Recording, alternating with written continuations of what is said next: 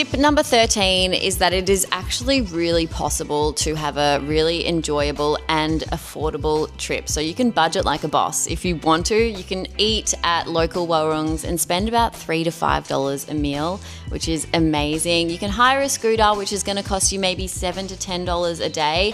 Otherwise, if you do jump on the back of Gojeks, I remember paying something like 70 cents for a trip once, which is just crazy.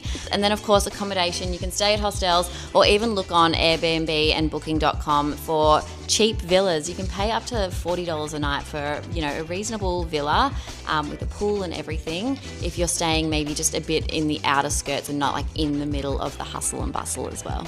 Number 14, and something I don't think many people consider, but Bali is just the start. Bali is one island amongst 17,000 in the entirety of Indonesia. There is so much to see and do in all of Indonesia, but also just in Bali. So step outside of those places in Seminyak and Canggu and Kuta and venture out to places like Lombok or climb the volcanoes in Bali. Surf at places that don't have any people because there's so many awesome surf beaches that aren't Canggu and Seminyak, and you'll have an amazing time. Number 15 is an interesting one because Bali can be real, and Indonesia as a whole can be quite strict on laws.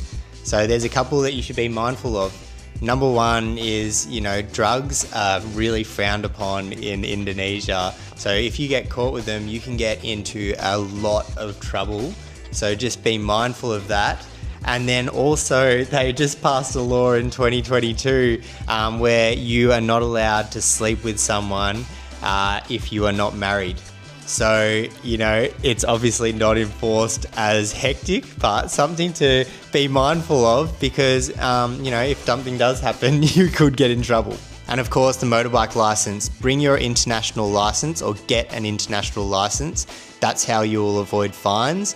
Make sure you wear your helmet because you can get fined for not wearing your helmet. And just drive safe because the locals, especially in those busy places, are getting sick of tourists being crazy on the road, which is so fair because it's dangerous to them and it's dangerous to others. So just drive safe, wear a helmet, be careful, be mindful.